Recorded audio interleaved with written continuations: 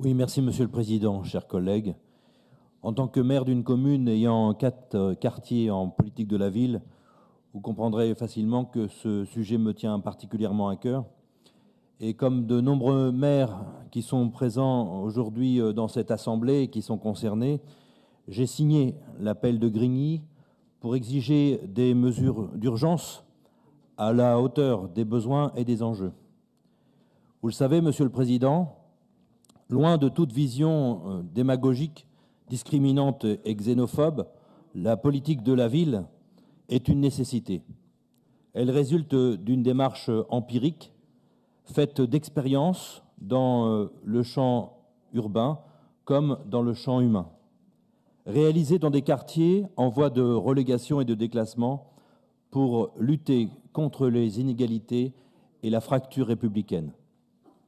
Ces quartiers prioritaires, dont 22 ont été sélectionnés au titre du nouveau programme national de renouvellement urbain, c'est-à-dire de l'ANRU en région Normandie, ce sont des territoires qui cumulent des difficultés, avec des populations modestes, précaires, en position de handicap, que ce soit par rapport à l'accès à l'emploi, au logement décent, à des niveaux scolaires diplômants, à des soins de qualité ou encore à la sécurité physique et mentale.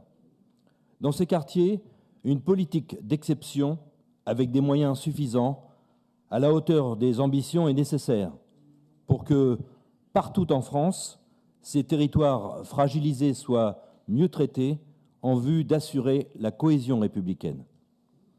À côté de l'ANRU, qui est un outil utile, la région s'engage et contribue en mettant ses moyens au service de ces territoires. Et je tiens d'ailleurs à remercier le vice-président Rodolphe Thomas pour son attention toute particulière.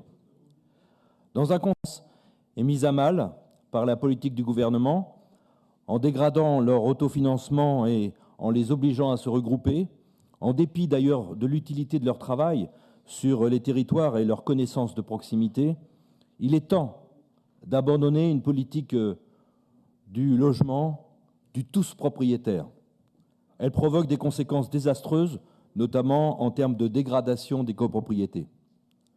Les critères de soutien des politiques publiques en QPV, en quartier prioritaire de la ville, qui s'orientent vers le traitement des copropriétés dégradées et des territoires vécus en prenant en compte les espaces publics, la vie commerciale, les équipements publics ou encore la mobilité, pour moi, cela va dans le bon sens. Et même si nous considérons que nous pourrions relever les plafonds de financement, nous approuvons cette délibération.